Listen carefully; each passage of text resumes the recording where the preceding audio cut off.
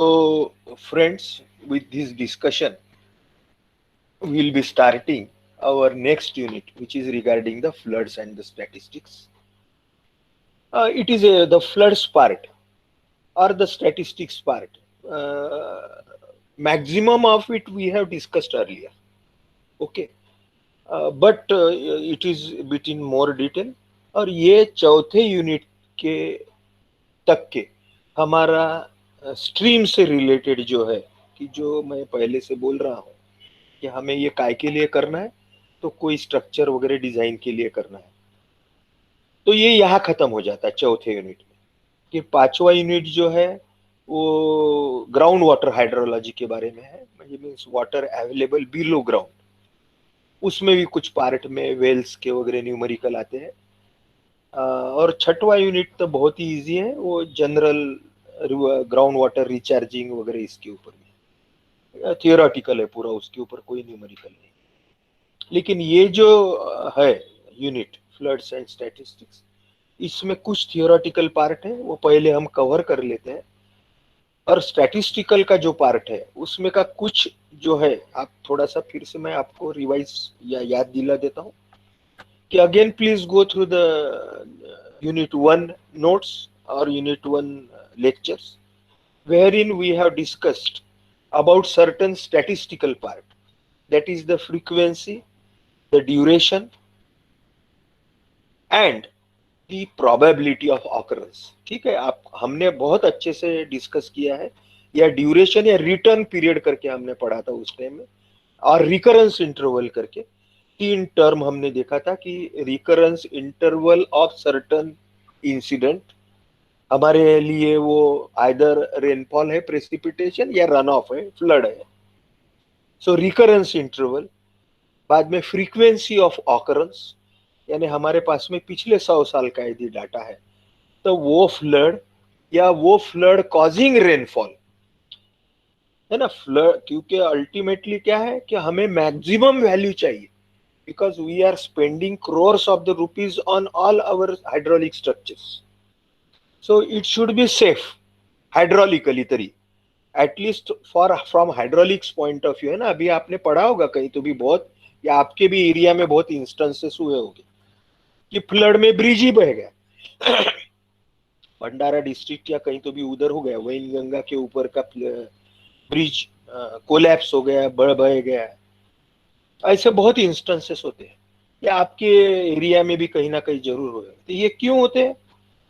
They only occur due to, और उसका निष्कर्ष भी आया है, शायद आप न्यूज़पेपर पढ़ते नहीं है इसलिए, कि वो इम्प्रॉपर हाइड्रोलॉजिकल स्टडी, ये फ्लड्स नहीं निकाले क्वांटिटी, इसलिए कम वाटरवे का स्ट्रक्चर बनाया। वाटरवे अभी आप पढ़ रहे होंगे, पानी जाने के लिए रास्ता, फ्लड का पानी, और वो कम प्रोवाइड किया, तो वो वाटर को पानी, फ्लड वाटर को बहुत डिजास्टरिंग या डेंजरस क्वालिटी है डिमोलिशन की।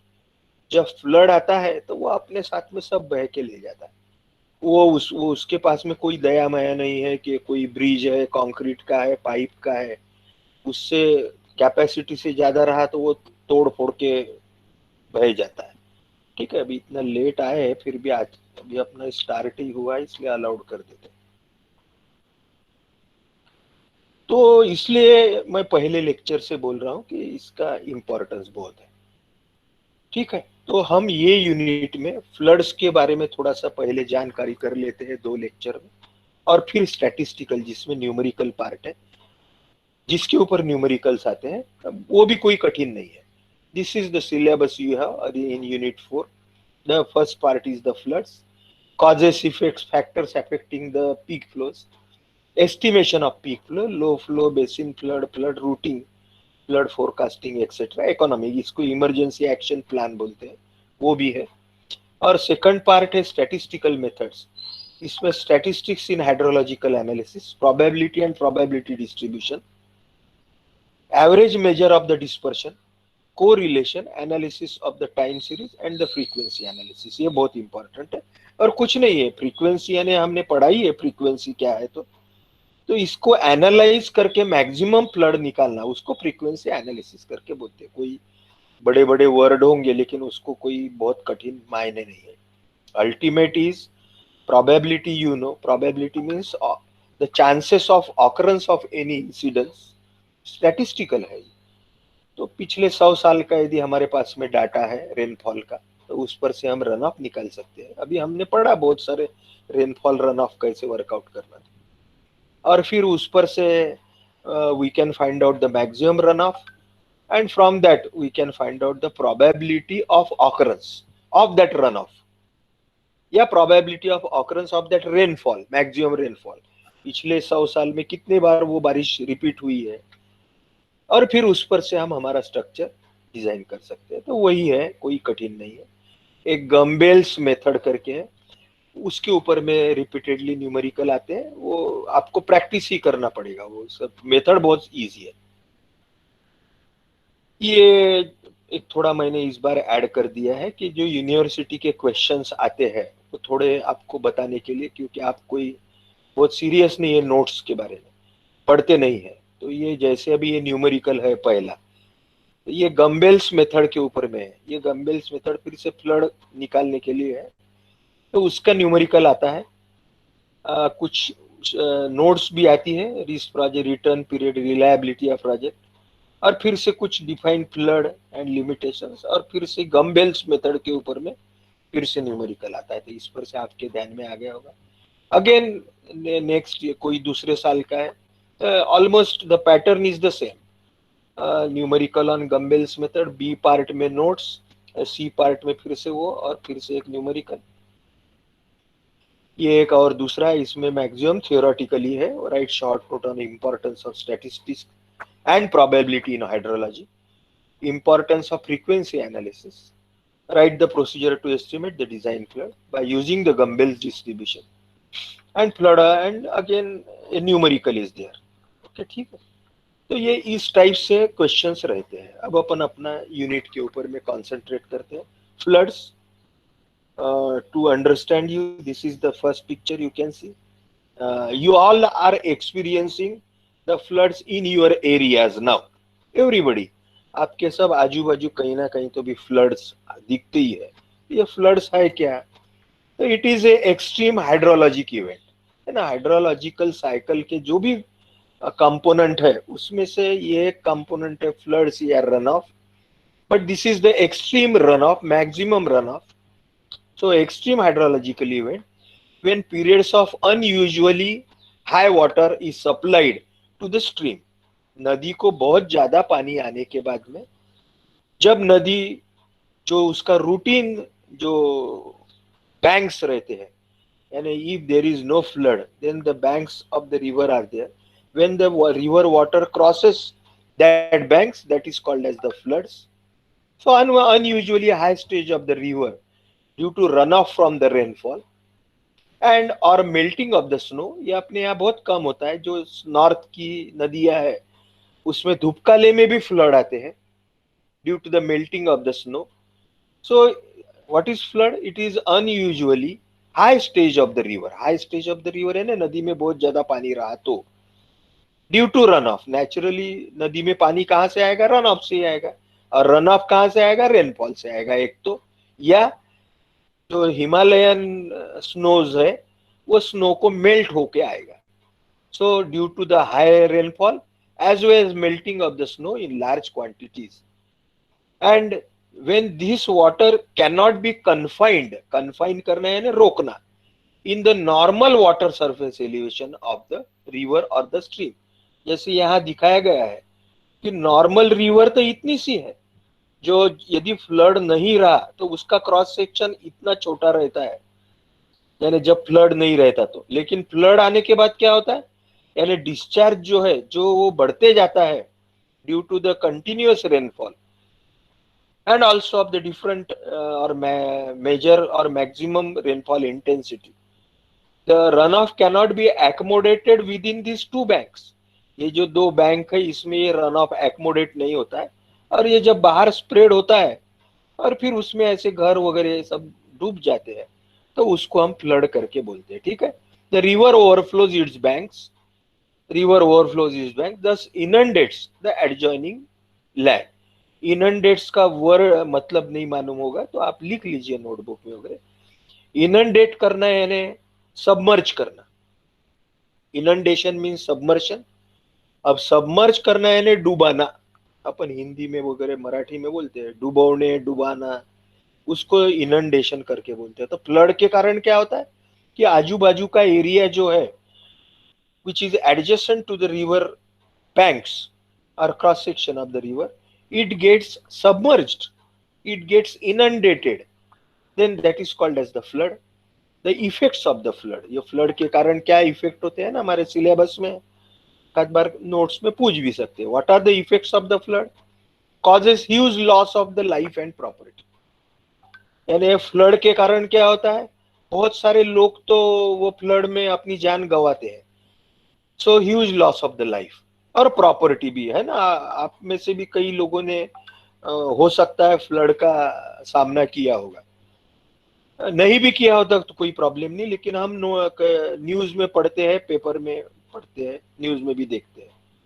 So huge loss of the life and property besides disrupting all human activities resulting into large economic loss.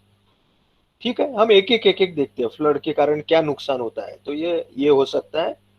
ठीक है, ओवरटॉप द बैंक्स एंड इनंडेट, आणि इनंडेट यानी फिर से submerge the surrounding area and the damage agricultural produce and valuable property. हम सबको मालूम है कि फ्लड के कारण क्या होता है कि जो हमारी खेतियां है वो खेती पूरी पानी में चले जाती है। जो भी हमारा सोयाबीन धान कपास जो भी होगा वो पानी बहता है जोरों से फ्लड का, और वो अपने साथ में सबको बहा के ले जाता है।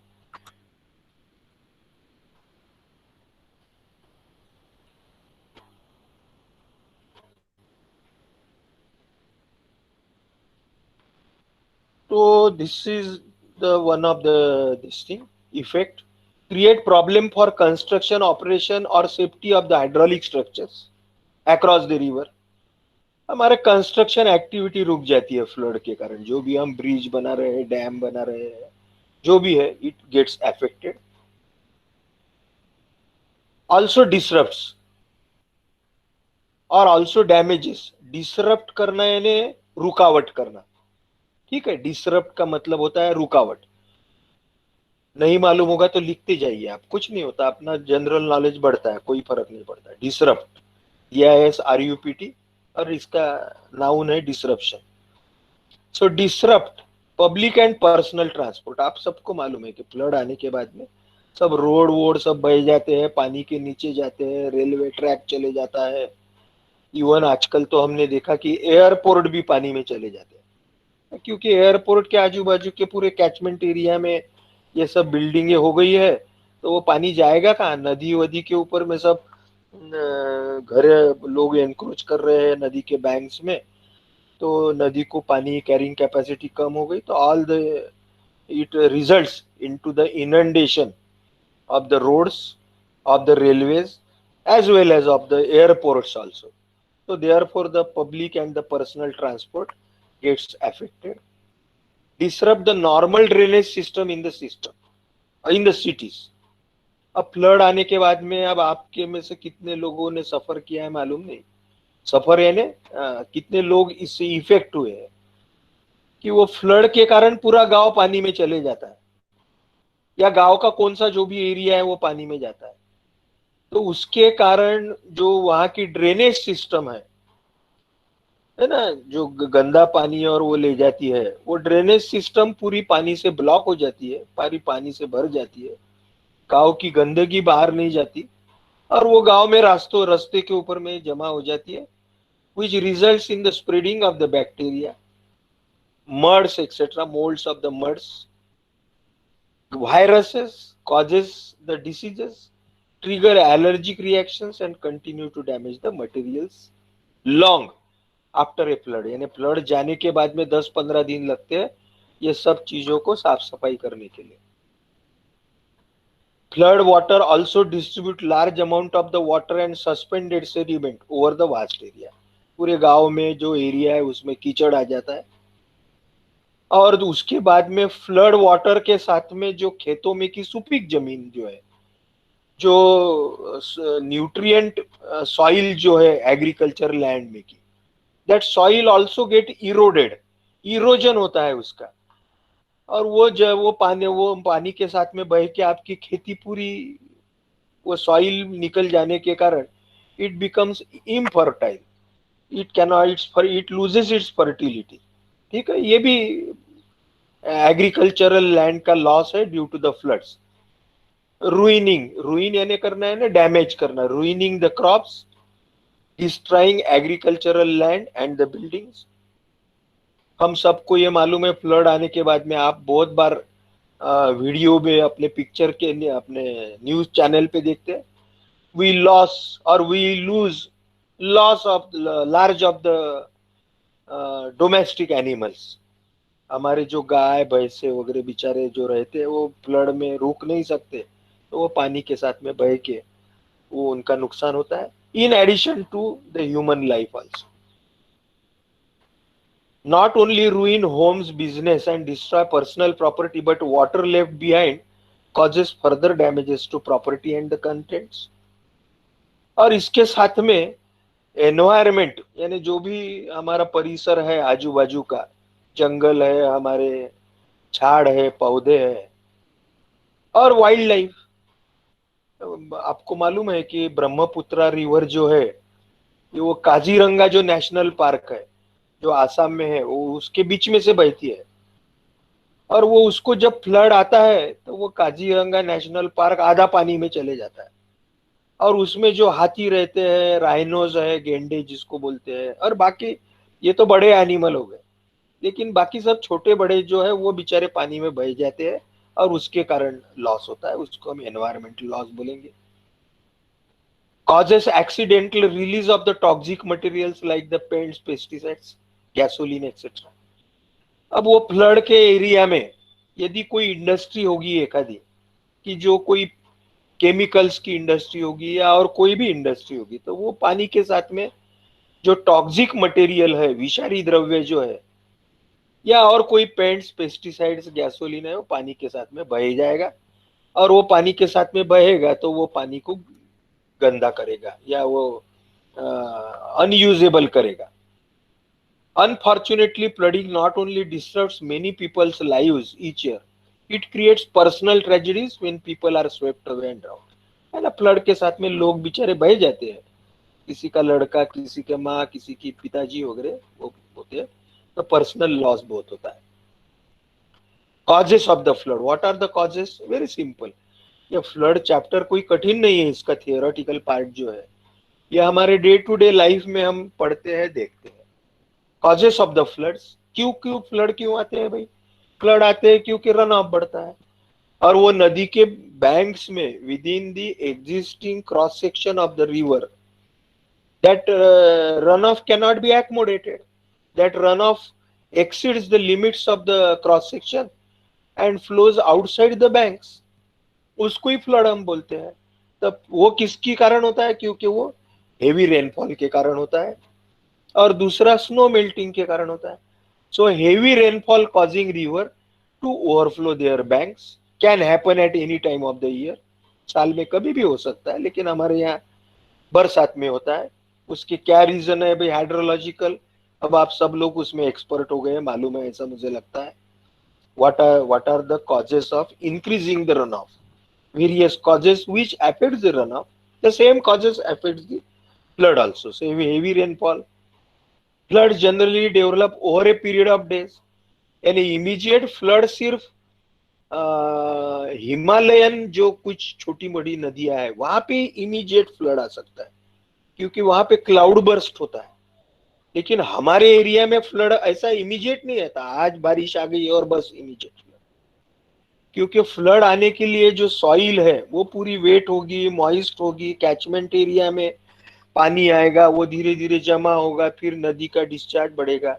और ये यदि कंटिन्यूअस रहा for a period of days, for more duration, if this process of the rainfall continues for more days as well as the intensity is more, then it ultimately results into the floods. When there is too much of the rainfall to fit into the river and water spreads over the land, next to it.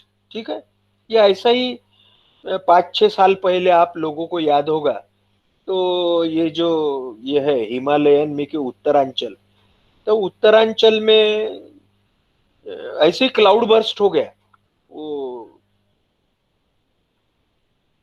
Kedarnath की जो ये है वहां पे cloud burst हो गया, बहुत लोगों ने जान गंवाया उस वक्त, बहुत लोग बह गए उसमें।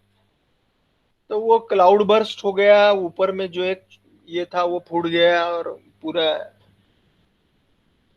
इमरजेंसी फ्लड जैसे आ गए। तो उस टाइम का ये फोटोग्राफ है, शायद हरिद्वार का है, ऋषिकेश का हो, but can happen very quickly. ये अभी लास्ट अभी जो रिवर हिमालयन का बताया मैंने, it can happen very quickly when lots of the heavy rain false over A short period of time. उसको क्लाउड बर्स्ट करके बोलते हैं, मराठी में ढक फूटी करके बोलते हैं, ढक फूटी, कि बहुत कम समय के लिए बहुत ज्यादा इंटेंसिटी की बारिश आ गई। तो वो बहुत क्लाउड का जब कॉन्सेंट्रेशन होता है एक जगह पे, है ना, वो शायद 2004 में वगैरह बंबई में हो गया था कि वो पूरी आधी बंबई में या पूरे बंबई में 24 घंटे में 36 सेंटीमीटर वगैरह वर्षा हो गई और बहुत लोगों ने उस वक्त जान गंवाया। तो वो क्लाउड बर्स्ट के कारण ऐसा हो सकता है, can happen very quickly. This flash floods, इसको फ्लैश फ्लड बोलेंगे हम, क्या ऑकर विथ लिटिल और no warning and cause the biggest loss of the human life than any other type of the flooding. ठीक है, what is the importance of the study of the flood? क्यों पढ़ना चाहिए हमने? क्योंकि we should get the knowledge of the water levels attend, यानी flood के कारण नदी के दोनों बाजू में पानी की लेवल कहां कहां तक बढ़ सकती है वो हमें पता चलेगा। और हम सिविल इंजीनियर, यानी आप भी थोड़ा ये ऑब्जर्व कर सकते हैं, जहां ऐसे रेगुलर फ्लड्स आते हैं वहां पे वो फ्लड मार्किंग के पत्थर लगाए हुए रहते हैं गांव के पास में या गांव के इसमें, कि ये ब्लू जोन है, कि यहाँ तक कि आप सेफ है। उसके बाद में रेड जोन होता है, और वो मार्किंग इसलिए रहता है कि उसमें आपने घर नहीं बनाना चाहिए, है ना। लेकिन हम तो बहुत होशियार हैं, हम तो किसी को डरते ही नहीं। अभी तो हम सब इतने मैंने आपको बताया, इतने बताया, गवर्नमेंट बता रही है पिछले 6 महीने से, पेपर में आ रहा है, व्हाट्सएप यूनिवर्सिटी आपकी जो है सबसे बड़ी यूनिवर्सिटी दुनिया का नॉलेज फैलाने वाली, वो सब ये मैसेजेस दे रही है कि भाई आप मास्क पहनिए, डिस्टेंस रखिए, सैनिटाइजर, हाथ साफ धोइए, इस 3 चीजें बहुत बेसिक बता। लेकिन हम बहुत होशियार हैं, हम फॉलो ही नहीं करते। मास्क लगाते हैं पुलिस के डर से, लेकिन वो नाक को क्लोज नहीं करते, वैसे नीचे रखते हैं। तो वैसे ही ये सब हम गवर्नमेंट करती है, वाटर लेवल अटेंड, ये गवर्नमेंट ऑफ महाराष्ट्र या इंडिया का वाटर रिसोर्सेज डिपार्टमेंट नदी का पूरा फ्लड का स्टडी करता है, और वो गांव के बाजू में मार्किंग कर देता है। भाई आपको पढ़ा बाद में, एक आखिरी में हम पढ़ने वाले हैं इमरजेंसी एक्शन प्लान करके, ये फ्लड का इंपॉर्टेंस क्यों है, इसलिए वो है। तो वो देते हैं, लेकिन वो वाटर लेवल अटेंड, यानी वो इतनी वाटर लेवल आ सकती है फ्लड के कारण, लेकिन लोग नहीं फॉलो करते, उसमें भी घर बनाते हैं, और फिर जब फ्लड आता है तो वो घर पानी में डूब जाते हैं, तो फिर और कॉम्पेंसेशन, और इसके लिए गवर्नमेंट को ही गालियां दी। डिस्चार्ज रेट हमें पता चलता है फ्लड के कारण कि भाई कितना रन ऑफ, डिस्चार्ज है ना रन ऑफ, तो इसका रेट क्या रहेगा, ताकि उसके डैमेजेस हमें पता चले। Duration and volume of the flow we can get. The above knowledge is required for planning and design of the hydraulic structures. That is our aim, like the spillways, dams, bridges, cross drainage works, CD works, because they temporarily exert additional force on the structure. ये flood के कारण क्या होता है कि कुछ समय के लिए, लेकिन वो कुछ समय भी रहा तो भी वो तो स्ट्रक्चर को डैमेज कर ही सकता है। तो उस वो फ्लड को कंसीडर करके ही हमें ये स्ट्रक्चर डिजाइन करना पड़ता है। जैसे कि स्पिलवे, ये डैम के ऊपर में जो स्पिलवेज रहते हैं, या डैम, या ब्रिजेस, या क्रॉस ड्रेनेज वर्क करके कैनाल के ऊपर में रहते हैं। अगले साल आपको पढ़ाऊंगा मैंने पढ़ाया तो इरिगेशन इंजीनियरिंग, ये सीडी वर्क्स। तो और भी बाकी बहुत स्ट्रक्चर्स है, रोड्स है, रेलवे लाइंस है, all the things are related with the water some way or other. ठीक है, अभी हम थोड़ा नेक्स्ट कंसेप्ट जो है जिसको पीक फ्लो करके बोलते हैं उसको समझ लेते हैं।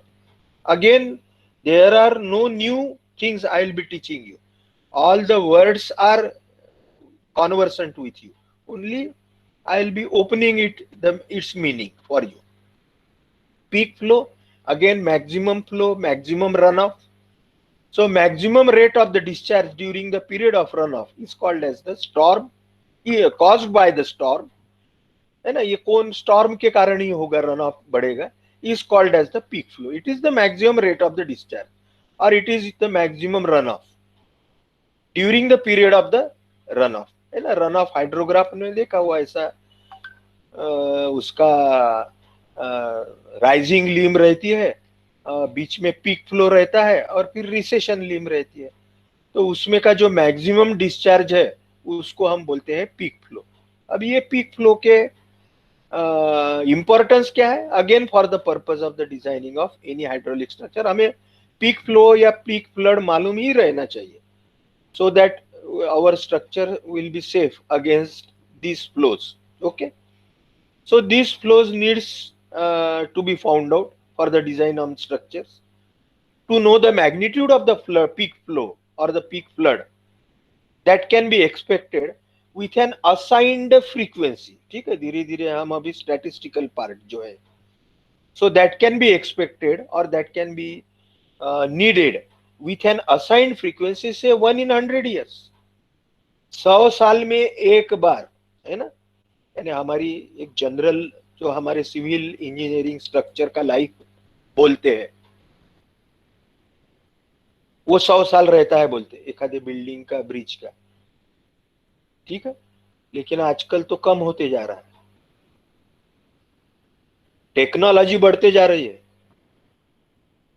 कंस्ट्रक्शन मेथोडोलॉजी अच्छी हो रही है, क्वालिटी ऑफ द मटेरियल नया नया आ रहा है, लेकिन स्ट्रक्चर हमारे 30 40 50 साल के ऊपर में दिखते नहीं है, टूटते। क्या है रीजन, फिर से वो क्वालिटी कंट्रोल है कि साइट पे जो काम करवाता है जो इंजीनियर है वो कितने अच्छे से करवाता है ना। पुराने स्ट्रक्चर देखिए, नागपुर वालों को बता देता हूँ कि वो अजनी रेलवे स्टेशन से उधर जाते हैं तो वो ब्रिज है एक रेलवे क्रॉसिंग के ऊपर, रेलवे का ब्रिज है, अजनी रेलवे स्टेशन से तो मेडिकल की तरफ जाते हैं, 100 साल पुराना ब्रिज है, it is 100 years old bridge, still it is existing. Okay, there are such numerous bridges are there. So ऐसा हमारा समझना है कि 100 साल में एक बार ऐसा फ्लड आएगा तो उसके लिए हमें स्ट्रक्चर डिजाइन करना है, इसलिए ये पीक फ्लड मालूम करना हमें बहुत जरूरी है। और ये पीक फ्लड ये 1 in 100 years, ठीक है। ये अभी हमारा सब्जेक्ट बाद में डिस्कस करेंगे कि ऐसा क्यों होता है, ये हमारे ऊपर ही डिपेंड है। Ultimately it is why 100 years old structures like this, like the Taj Mahal, like our old temples, there are numerous such structures in India which are more than 100 years of the life, 100, 200, 700, 1000 years, but they are still intact. Earthquake आए, बिजली गिरी, लेकिन मस्त है, लेकिन अभी के structure को क्यों हो रहा है जरा ये पीक फ्लो के भी 3 टाइप है। So peak flow determination reference is made to the following 3 types of the floods. They are the standard project flood, SPF करके बोलते हैं, मैक्सिमम प्रोबेबल फ्लड, MPF, और द डिजाइन फ्लड, थर्ड, ठीक है।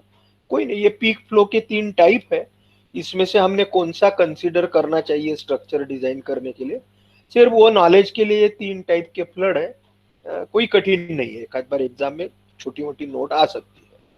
Standard project flood, maximum project flood, probable flood sorry, and the design flood, ये 3 हम समझ लेते हैं और आगे में चलते हैं। Standard project flood or the projected flood is the runoff or is the flood which may occur into the stream, would result from the most severe combination Okay, this is the flood, this is the runoff, which may occur into the stream or which will be result of the severe or the worst combination of the meteorological and the hydrological factors. ठीक है, यानी ऐसा flood, ऐसा run of, ऐसा discharge या peak flow कि जो worst meteorological, meteorological यानी जैसे rainfall intensity, rainfall duration, atmospheric pressure, humidity, cloud concentration, etc., meteorological parameters, as well as the hydrological parameters. Meteorological यानी wind, air और temperature वगैरह बाकी meteorological parameters हो गए, wind velocity, the vapor, atmospheric pressure, and the hydrological यानी rainfall intensity, rainfall duration, spreading of the rainfall. ये जब worst रहेगा यानी बिल्कुल बहुत ज्यादा बारिश हो रही है और उसके कारण जो फ्लड आ रहे हैं, वो फ्लड को हम बोलेंगे स्टैंडर्ड प्रोजेक्टेड फ्लड और standard project flood, reasonably applicable to the basin, that is the catchment area. लेकिन इससे भी एक्सट्रीम कंडीशन आ सकते हैं। वो और कौन से हो सकते हैं एक्सट्रीम रेयर कॉम्बिनेशन, कि जैसे जियोग्राफिकल कंडीशंस है, कहीं हिली एरिया है, कहीं फ्लैट टोपोग्राफी है, या और कोई अनसीन कंडीशंस है, तो उसके कारण जो फ्लड आएंगे, अदर देन नहीं, in addition to this meteorological and the hydrological flood, okay, वो फ्लड को क्या बोलते हैं वो हम आगे में देखते हैं। उसको बोलते हैं maximum probable flood.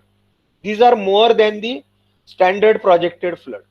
Standard projected flood का जो डिस्चार्ज रहेगा वो मेट्रोलॉजिकल और हाइड्रोलॉजिकल फैक्टर के वर्स्ट कंडीशन में जो फ्लड आया या जो बारिश आई उसके कारण जो फ्लड आया उसको बोलेंगे हम स्टैंडर्ड प्रोजेक्टेड फ्लड। लेकिन उससे भी ज्यादा means other also worst conditions like the topography, like the geography, geology, all these will add to the quantity of the runoff in addition to the meteorological as well as the hydrological condition, then such floods are called as the maximum probable flood। ठीक है, उसको MPF बोलते हैं। These includes the extreme rare combination also, which were excluded in SPF, standard projected flood। Thus it is defined as the extreme flood that is physically possible in a region as a result of severe most combination, including an extreme rare combination of the meteorological and hydrological factors as well as the geological and geographical factor। ये सब consider करके जो भी flood आएगा, जो भी run of आएगा, उसको हम मैक्सिमम प्रोबेबल फ्लड बोलेंगे। और ऐसा देखा है कि स्टैंडर्ड प्रोबेबल प्रोजेक्टेड फ्लड जो है, स्टैंडर्ड प्रोजेक्टेड फ्लड, इसके पीछे का जो हमने देखा था standard projected flood, is 80% of the maximum probable flood. ठीक है, so maximum probable flood is more than the standard projected flood which is 80% of maximum projected flood. और आखिरी जो हमारे लिए इंपॉर्टेंट है वो है डिजाइन फ्लड। क्योंकि हो सकता है हमने स्टैंडर्ड प्रोजेक्टेड फ्लड वर्कआउट किया अभी तक के जितना हमें नॉलेज है, और जो भी आगे में हम पढ़ने वाले हैं, तो हमने वो फ्लड निकाला।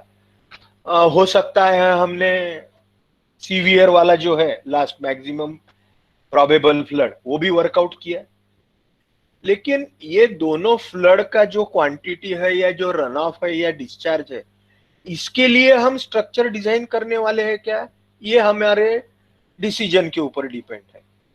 ठीक है, क्योंकि हो सकता है एक आधा स्ट्रक्चर काय के ऊपर डिपेंड रहेगा, जैसे एक आधा विलेज रोड है, गड़े गांव का रास्ता है, तो उसको कोई हम 200 साल के फ्लड के लिए या 100 साल के फ्लड के लिए बनाएंगे तो वो बहुत बड़ा स्ट्रक्चर बनेगा, और वो इतना बड़ा स्ट्रक्चर बना के उसका मेंटेनेंस भी रहता है और खर्चा भी बहुत ज्यादा रहता है। तो उसके लिए हम ये मैक्सिमम प्रोबेबल फ्लड नहीं लेंगे। उसके लिए हम लगे तो पिछले 50 साल में, पिछले 20 साल में, 40 साल में जो भी मैक्सिमम फ्लड आया ये जो स्टैटिस्टिकल मेथड से वर्कआउट करेंगे, उसके लिए वो विलेज रोड स्ट्रक्चर हम डिजाइन करेंगे। या हमारे खेड़े पाड़े में हम वो कंक्रीट के छोटे बंधारे बनाते हैं, प्लग बोलते हैं उसको, तो उसको जब फ्लड निकालेंगे या वो फ्लड पास होने के लिए वो स्ट्रक्चर को डिजाइन करेंगे, तो उसके लिए हम कोई मैक्सिमम प्रोबेबल फ्लड या जो स्टैंडर्ड प्रोजेक्टेड फ्लड है इतना ज्यादा फ्लड नहीं कंसीडर करेंगे, उतना ही करेंगे कि जितना वो एरिया के लिए रिक्वायर्ड वाटर वगैरह है उसके लिए। ठीक है, तो वो जो फ्लड क्वांटिटी जिसके लिए हम स्ट्रक्चर डिजाइन करते हैं उसको डिजाइन फ्लड करके बोलते हैं। Okay, is the flood discharge adopted for the design of the hydraulic structure after careful consideration of the hydrologic and the economic factors. Economic factor इसमें ज्यादा इंपॉर्टेंट है, और फिर हाइड्रोलॉजिक है और लाइफ ऑफ द स्ट्रक्चर भी है।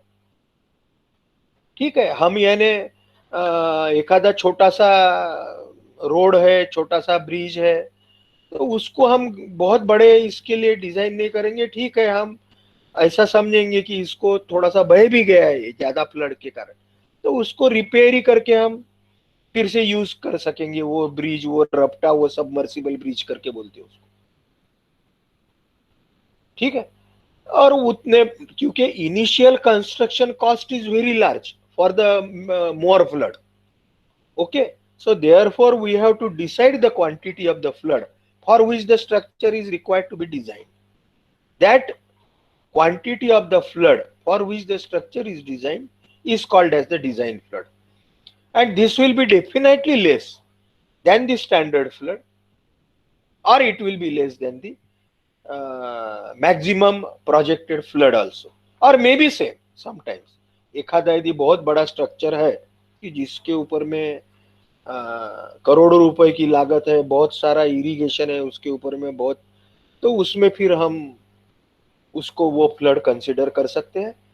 सो is in most of the cases may be less than the maximum probable, पर there may be several design flood values adopted for the various components of the flood, है ना। Design flood value, एक ही नदी के ऊपर में 10 अलग अलग स्ट्रक्चर होंगे तो वो 10 अलग अलग स्ट्रक्चर के लिए a design flood value बदलते जाएगी, which will depend on the importance of the structure. For example, design flood used for the spillway will be more than the design flood used for the coffer dam of the same project, as well as design flood used for some submersible bridge on the same stream. वो नदी के ऊपर में ही एखादा छोटा सा रपटा बनाना है, हमारे लोकल लैंग्वेज में रपटा बोलते हैं, या हमारे टेक्निकल इसमें आप शायद ही ट्रांसपोर्टेशन इंजीनियरिंग में उसको सबमर्सिबल ब्रिज करके बोलते हैं, जो ब्रिज सबमर्ज होता है पानी में, है ना। सबमर्सिबल और नॉन सबमर्सिबल ऐसे ब्रिजेस हम बनाते हैं, तो वो सबमर्सिबल ब्रिज के लिए हम कम फ्लड कंसिडर करेंगे। चलता है हमको ना, वो ब्रिज के ऊपर से क्या होगा, ज्यादा से ज्यादा 2-4 घंटे के लिए ट्रैफिक रुक जाएगी, लेकिन बहुत, है ना। लेकिन नेशनल हाईवे के ऊपर में हम ऐसा नहीं कर सकते, क्योंकि नेशनल हाईवे में पूरी भारत की ट्रैफिक घूमती है, तो हम कोई फ्लड हम मैक्सिमम ही कंसीडर करेंगे ताकि कोई ट्रैफिक रुके ना। The maximum flood flow that could be passed without the damage or serious threat to the stability of the engineering structure, it is therefore necessary to specify volume and period of the flood flow. ठीक है, now the factors influencing the flood peak flow, ये इतना देख के we will take the break so that we can move the remaining part in the next lecture. And these are all the factors which affects the runoff. The same factor affects the floods, so we will move bit fast. The basin characteristics, again basin characteristics, catchment area characteristics, and the storm characteristics, that is the rainfall characteristics. The catchment characteristics can be further grouped into size and shape of the basin. ठीक है, size, bigger size catchment area will though initially contribute less runoff, but if the duration of the rainfall is more, duration as well as the rainfall intensity, then the bigger catchment area or bigger size catchment area will result into the more runoff or more floods. ठीक है, और दूसरा दो type के shape हम बार बार पढ़ रहे हैं, एक है fan shape catchment area and another is FERN fern leaf shape catchment area. ठीक है, तो ये फैन और fern leaf shape catchment area जो है, fan shaped catchment area always contributes to the more runoff, more flood, because in fan shaped all the distributaries or the rivulets which uh, brings the runoff to the stream are almost of the same length. Therefore, they will bring at the same time the water, the rainfall, which is occurring over the catchment area. So, fan shaped catchment area creates maximum rate of the discharge. The fern leaf shaped catchment area gives smaller peak. Geology, geographical location of the basin, that is the hilly or the slopes of the hill, peak will be bigger. ठीक है, catchment area यदि हिली है, बहुत उतार ज्यादा है, तो फिर नेचुरली जो फ्लड बारिश आ रही है, that will immediately convert into the run off. Orientation of the basin with respect to the storm pattern, यानी बारिश की डायरेक्शन कैसी है। जैसे ये कैचमेंट एरिया है और ये कैचमेंट एरिया में ये स्टॉर्म यानी रेनफॉल पैटर्न है, ये rainfall pattern is almost, it is parallel और it is in the same shape of the catchment area. जैसे यहाँ पे है, जैसे बीच में से ये बाजू बाजू में स्प्रेड बारिश हो रही है ये कैचमेंट एरिया, तो naturally it will result into the more run of. if for the same catchment area, if storm pattern is like this, it is perpendicular to the catchment area, so the maximum part of the storm of the rainfall is out of the catchment area, and whatever rain is falling over the catchment area is limited to certain area only, not this part or this remaining part is contributing to the runoff, so therefore the runoff will be less. So orientation of the basin with respect to the storm pattern or the rainfall pattern, geology of the basin. So impermeable rock surface is at the top of the catchment area. If the basin has top crest of the rock layer, peak flow will be high as losses or permeability will be less. If there are fissures or cracks in the rocks, as well as if permeable strata is there in the catchment area, then losses will be more, and which will result into the lesser runoff. Vegetal cover, we all know that vegetal cover means the forest, as well as agriculture. ज्यादा forest या ज्यादा agriculture है तो जो rainfall है वो rainfall absorb होगा ये जंगल में ऊपर में, evaporation and transpiration both will occur, as well as absorption into the water will be more, infiltration will be more, so lesser rainfall will be converted into the runoff. So therefore we always prefer that the catchment area or the watershed catchment जिसको बोलते हैं उसमें जंगल ज्यादा हो, है ना, क्योंकि हमें मालूम है फ्लड से बहुत नुकसान होता है, तो फ्लड कम करने का एक तरीका है increase the forest. Extent of the surface detention, यानी जो कैचमेंट एरिया है वो कैचमेंट एरिया में नदी नाले तालाब जिसको हम डिप्रेशन स्टोरेज करके बोलते हैं, वो यदि बहुत ज्यादा है कि जो रेनफॉल का पानी रोक के रखता है ज्यादा, तो वो naturally it will result into the lesser peak flow और the run off, okay, because it is intercepted. तो extent of the surface detention करना है ना, रोकना। Other importance factors are the occurrence of the very intense storm. Intensity of rainfall is more, so ultimately it will result into the more runoff. Centering of the storm over the catchment so as to produce maximum runoff. Again, orientation of the rainfall. Critical time sequence and movement of the storm. Okay, how the storm is moving. Again refers to the storm movement direction with respect to the catchment area. Occurrence of the storm or the rainfall at a time when the drainage basin is already saturated by the preceding rainfall, है ना, इसको antecedent condition करके word हमने बार बार use किया है। Prevailing और the preceding conditions, antecedent और the preceding, यानी वो कैचमेंट एरिया में पहले ही बारिश आ चुकी है और कैचमेंट एरिया पूरा गीला है, तो नेचुरली जो बाद में बारिश आएगी वो it will maximum be converted into the run of, which will result into the more floods.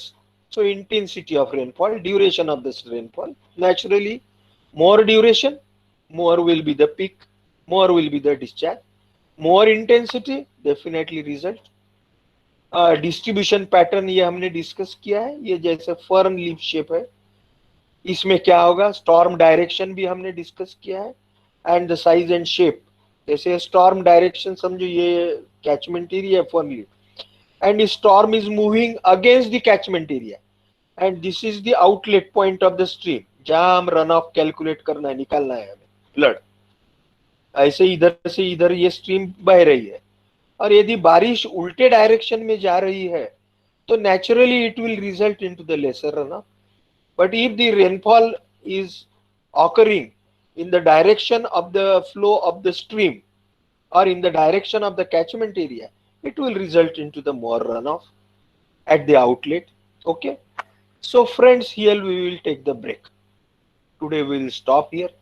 Next time we will discuss the estimation of the peak flood or the floods. Okay.